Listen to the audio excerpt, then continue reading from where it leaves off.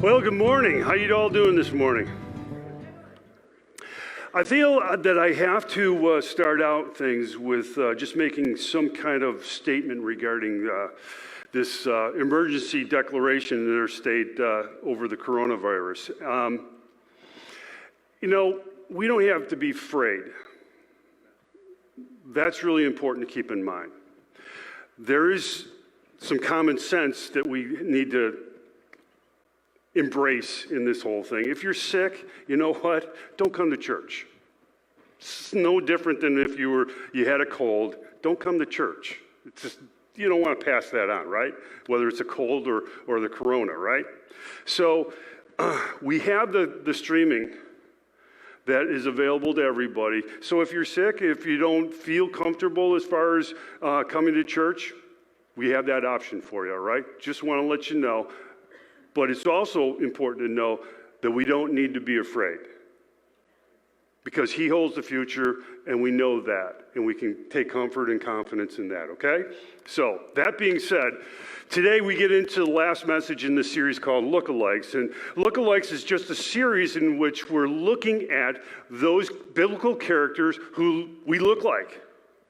And we're looking at those people in order for us to be able to understand how they navigated through life.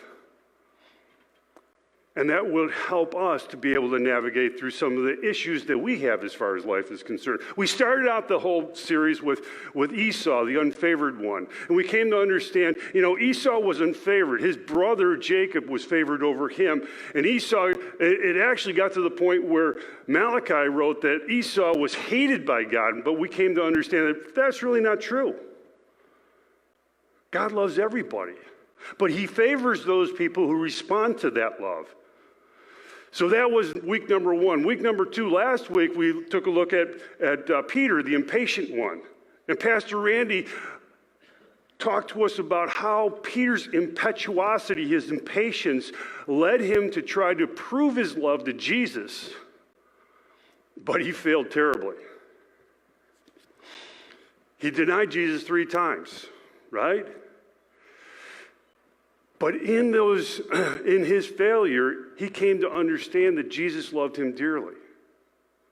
When Peter was faithless, Jesus remained faithful by forgiving Peter and his unfaithfulness. That was last week. Today, what I'd like to do is I'd like to talk to you about Moses, the chosen one. God chose Moses to lead his people out of Egypt, out of the slavery of Egypt, and into the promised land.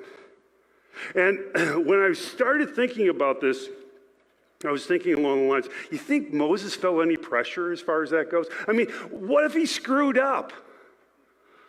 You think he felt any pressure? I remember it was one of my last football games in high school. We were playing Hamburg, and we were down by a touchdown. It was 7-0. It was the fourth quarter. It was like 2 minutes. We finally scored. And so the coach and the quarterback were talking about what they were going to do. Were we going to just kick an extra point and tie the game up, or were we going to go for a 2-point conversion? And I felt that I needed to go on the sidelines with the coach and the quarterback and say, Coach, throw the dump pass. We've been practicing the dump pass forever. The dump pass was this short little pass where the tight end lined up right next to the tackle, and he would go across the middle, quarterback threw like a 3-4 yarder. Perfect there, because they were expecting us to run. So I said, Coach, throw the dump pass. I was the tight end. I needed to include that. Throw the dump pass. I'll catch it, I promise. Well, it's okay. The problem was that the other team saw me on the sideline with the coach and the quarterback. They kind of deduced some things that were going on. So I got held up at the line. It was really, I was a lot slower to get into that place where he's going to throw me the pass. Well, what happens is quarterback throws the pass, lineman bats it down. I failed. There's times when we fail, and it's easy to get to the place where we think, you know what, God didn't call me. We get to the place where we think, you know what, I don't make the cut as far as being called by God. we think along the lines of, you know what, there's other people who are a lot better as far as being able to handle the call than myself. And Moses is one of those people. If you take Stephen's, the last Christian, or the first Christian martyr, I should say, if you take his word for it, Moses would be that guy that you would think would be definitely the guy that God would call. Because Stephen, in the 7th chapter of Acts, Stephen talks about Moses in the midst of this long monologue about the history of Israel. And he starts out by saying Moses was no ordinary child. Even out of the womb, Moses was special. And then he goes on to say that Moses was trained, he was educated in all the wisdom of the Egyptians, and he was powerful in both speech and in deed. Now you get to that place and you go, wow, that dude was good. He was impressive. So surely he must have been the one that God would want to choose, right? I mean, you definitely want to choose the best one, right? Makes sense, doesn't it? But was Moses really the best one? Well, I think Moses was the one to be chosen, but not necessarily for the reasons why Stephen thought that he was the best one to be chosen. See, if you drill down into Moses' story using Exodus and also Numbers as your guide, Moses got a lot of baggage. Dude's got a lot of damage as far as his life is concerned. 3 months into his life, he gets abandoned by his parents. See, Pharaoh, the king of Egypt, had an edict. All the Hebrew boys needed to be thrown into the Nile. They were feeding the crocodiles, okay, with the Hebrew boys. They needed to be thrown into the Nile. Moses was saved by his parents. For the first 3 months, he was hidden by his parents. But they got to the place where Moses cried too much, and so they needed to get rid of him. So they made a basket, floated him down the Nile, hoping that somebody would get him before the crocs. Fortunately for Moses, Pharaoh's daughter got him before the crocs did.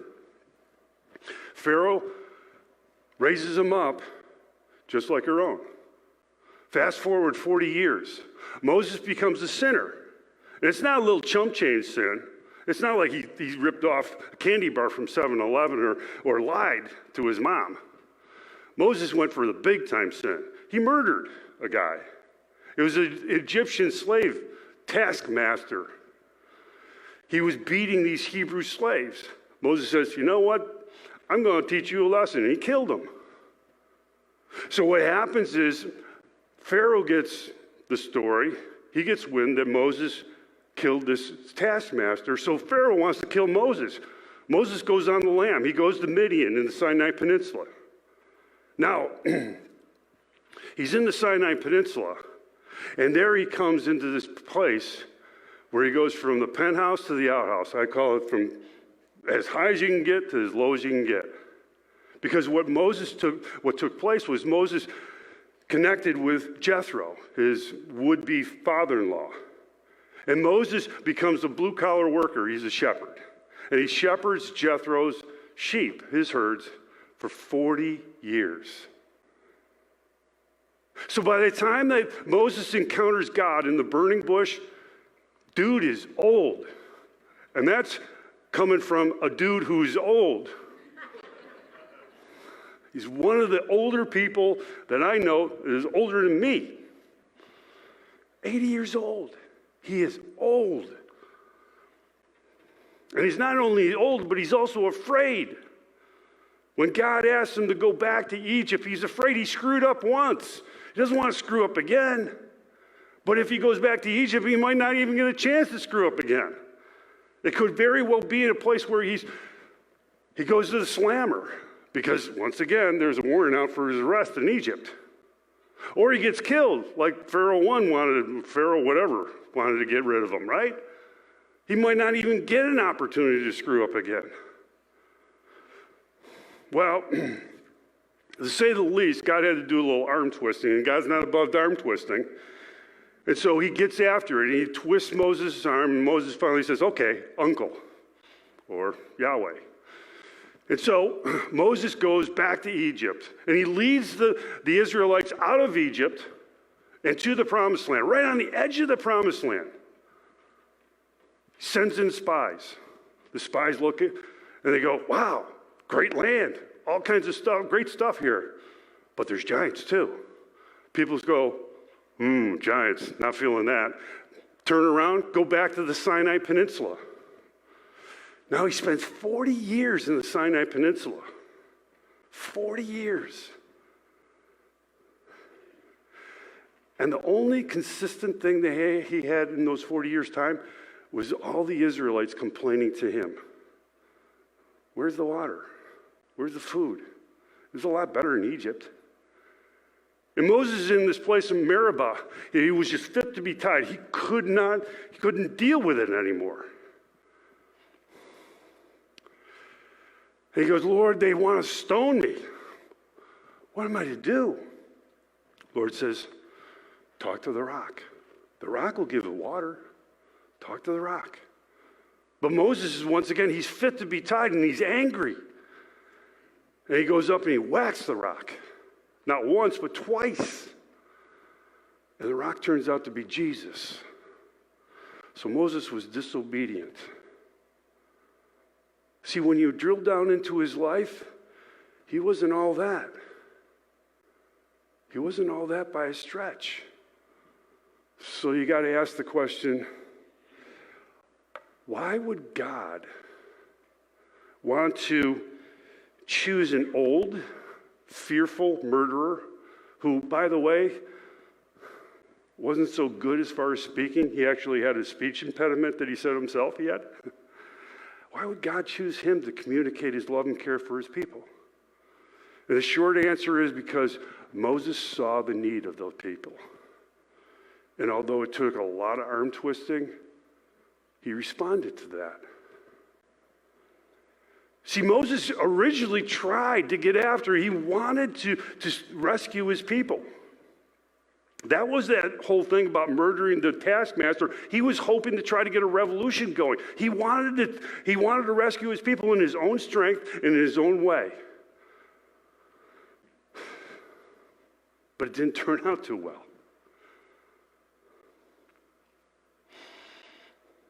And so he had to go into the wilderness. He had to go to shepherd sheep in the Sinai Peninsula for 40 years.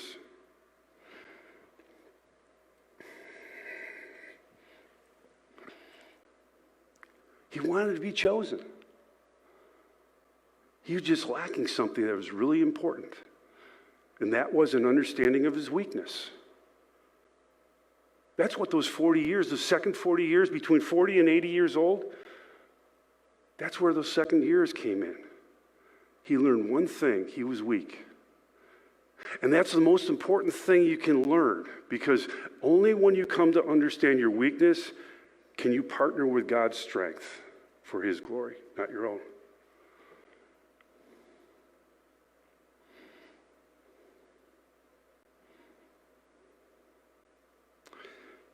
You know, Moses had good reason to be reluctant going back, because it wasn't going to go easier or well for him with those sheep, those people of Israel that he was going to be shepherding. It was going to go kind of like the same as this guy in this particular video. Check it out.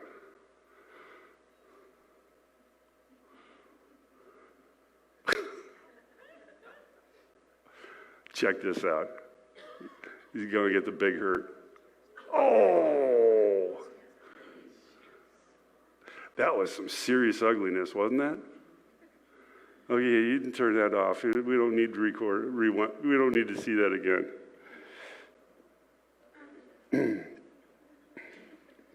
Perhaps the most difficult sheep to shepherd are people.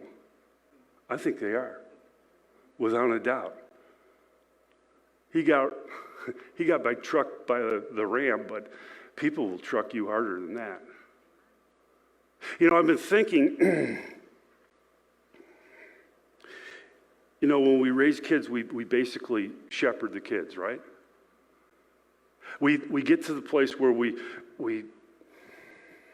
invest in these young lives, and we try to download our values into their lives. And I've been thinking about how blessed Linda and I have been to be able to raise a couple kids who have done pretty good. I'm bragging. Yeah, I'm okay with that. Yeah, just a little bit. They've done okay. There's still things. Son could be an axe murderer going forward, but I don't think so. Just been blessed by that. But I've also been thinking about the challenges that we're about to get into with trying to foster parent a refugee teen. See, this coming Tuesday, we're going to be joining a foster parenting class, training class,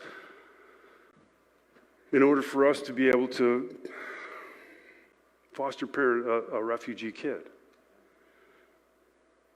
And, once again, it's going to be an investment as far as time and effort and trying to download values into it. And there's no guarantee that the kid is going to want to receive what we're trying to offer.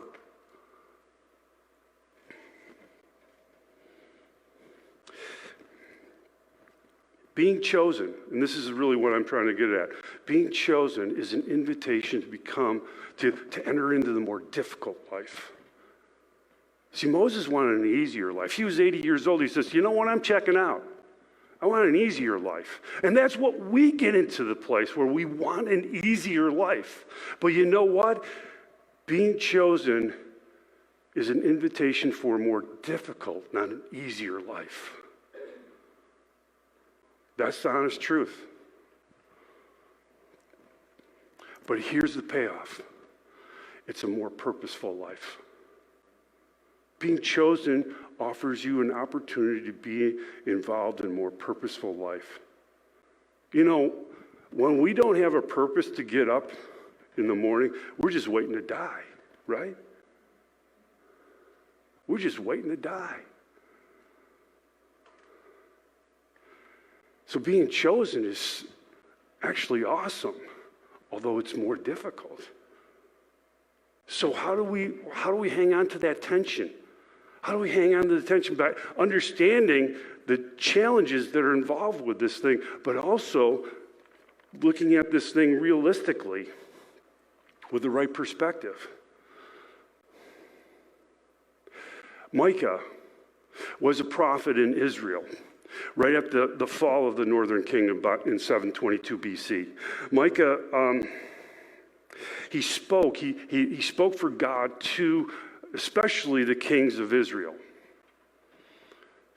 See, what was happening at that point in time was the kings of Israel were starting to adopt the characteristics of the kings of those nations around Israel. And the mindset of those nations were that the kings, the rulers of Israel, were ordained by God to rule over the people.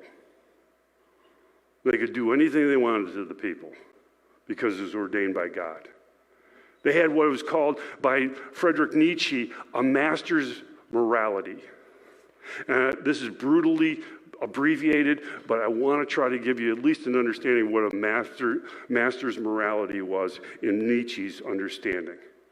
It's the idea that those people who are most gifted, who are strongest, who are the biggest risk takers, those people who are the best will eventually rise to the top over everybody else. And those are the right people to rule over the people, to do anything they want, to gain everything they want in the way of power, money, influence, you name it, they get it. That's a master's morality. But Micah was offering a very different message to the kings of Israel. Micah was offering the same message that you hear throughout the Bible, which is a slave morality. Nietzsche called it a slave morality. And the essence of the slave morality is this, that each and every person has intrinsic value in God's economy. That the person who is homeless has the same value as the person who's in the palace. That the person who is handicapped has the same value as the person who excels at everything. And so therefore, there needs to be this understanding that everybody is important to God. Everybody should be important to the king. So Micah, speaking to the kings of Israel, said, "He has shown you, O mortal, what is good. And what does the Lord require of you? To do justly, to love mercy, and to walk humbly with your God." See, if we do this, if we follow that train of thinking, we can be chosen just like Moses. We can be the ones who lead just like Moses. See, we can lead like Moses when we act justly, when we come to this place where we understand justice is something that is spoken to by the law, and it pertains to everybody equally without prejudice. See, Moses was the one who got the law. He was the one who got the Mosaic law, the 613 commandments by God to his people, and how they were supposed to live. Psalm 119 tells us that the law was more than just a bunch of rules put together. It's a way of life. And when we can apply that way of life without prejudice, that's the right way of going. We act justly. But the problem is that all of us don't necessarily have the capacity to act justly all the time. So therefore, we need to love mercy. Straight up, we love mercy a little bit more when we're on the receiving end of mercy as opposed to the giving end of mercy. Anybody else found that out? Perhaps the reason for that is because we have a tendency of judging ourselves based upon our intentions as opposed to just our bad actions. And we judge other people based upon their bad actions because we don't know their intentions. So when we're tempted to be in that place where we would judge somebody else's bad actions, we might do well in asking ourselves, if the roles were reversed, would I want to see the mercy from that person that I'm about to withhold from that person? Act justly, love mercy. And the last one is to walk humbly. To walk humbly is to understand you've got weaknesses. We've all got weaknesses. But it not only says walk humbly, it says walk humbly with your God. Because when we walk humbly with our God, we acknowledge that we have weaknesses, but we also are acknowledging that He is our strength. He is the one who allows us to be able to do something that we can't do by ourselves. You know, He's called each and every person to do something. What has He called you to do? What has He called you to do that you could not do in and of yourself? What has He called you to do? For me, today, He called me right here, right now. He called me to preach. I'm preaching Pastor Marissa's message. 24 hours ago, I didn't know that. I didn't have no idea. But it's only with His strength, it was only with His Spirit that I can do that. Because if I don't have that, I'm just flapping my gums and hoping for the best. You know, the other thing that He's called me to, He's called me to be a foster parent. And that's cool. You know, preaching is today. I don't know about tomorrow, but foster parenting is for a longer period of time. It's going to be years as far as we're going to be immersed in this kid, trying to help this kid out in some way, shape, or form. That's because He's called me.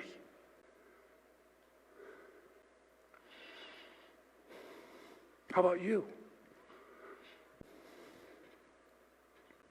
I'd like to offer you one other thing that he's called one other person. This is profound because he does call people to profound things. Emil, I'm going to brutalize his name, Freireich. I heard about when I read the book David and Goliath by Malcolm Gladwell. Freireich was born in 1927. He was the son of Hungarian immigrants. His father died when he was 2 years old in 1929. Anybody know what happened in 1929? Yeah. His family went into abject poverty. Mother worked in a sweatshop. Kid was 2 years old. She was able, fortunately, to be able to procure an Irish nanny for him who worked for room and board. As he grew up, he grew to love that nanny. That nanny was his mom. Didn't have a dad. That was his mom. The only one he ever loved. Well, his mom, Freireich's mom, remarried. It wasn't a marriage out of love, it was a marriage out of convenience, if you will. But there was no room for the nanny. So the nanny gets jettisoned. Freireich lost the only thing that he loved. So as a boy, he learned hardship. And it turned him hard. He had great ambition. And with that ambition, hard work, and a few generous benefactors, he was able to graduate from medical school. But he still was hard. And he still had his problems. His personality was abrasive. I think I remember reading he went through 7 jobs, medical jobs. Got fired from 7 different hospitals.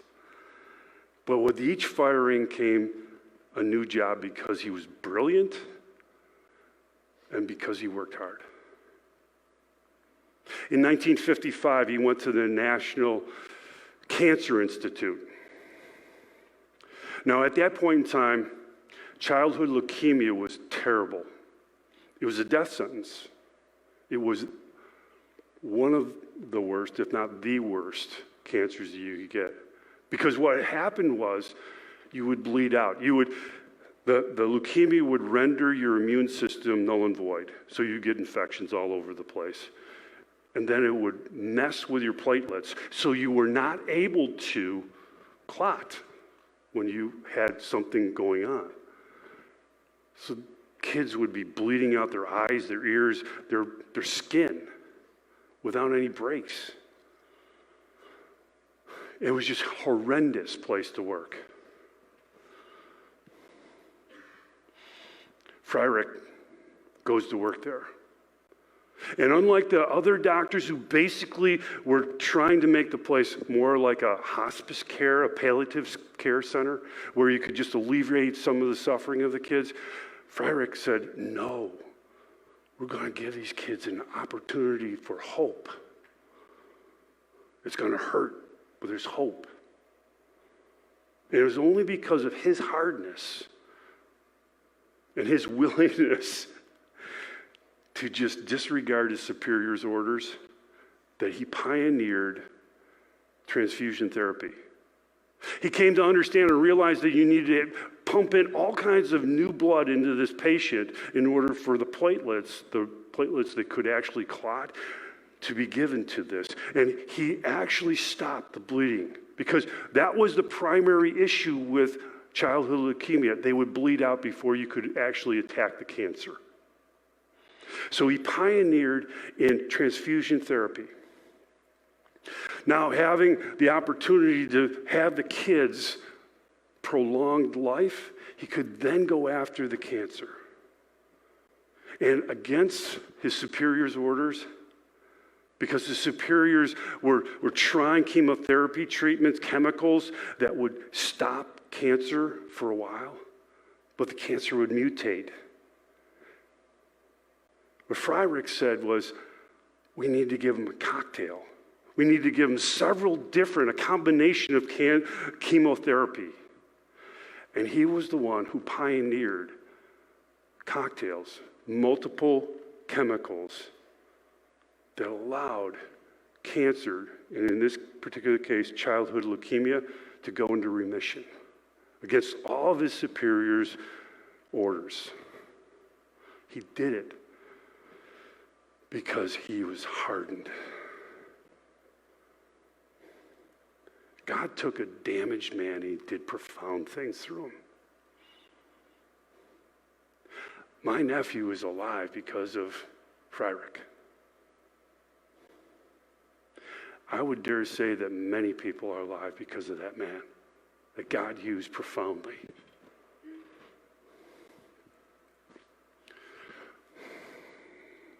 So here's the deal. And this is what's so important. You gotta hang on to this. We think God chooses those people to do profound things like Freireich.